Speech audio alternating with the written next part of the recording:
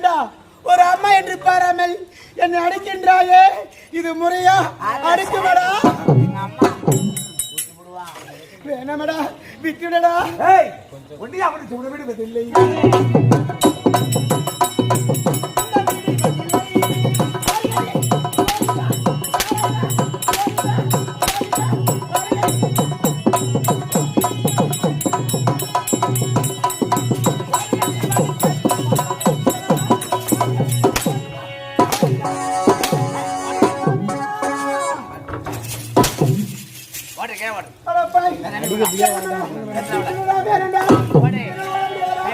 போக முடியுமா? முடியாதா?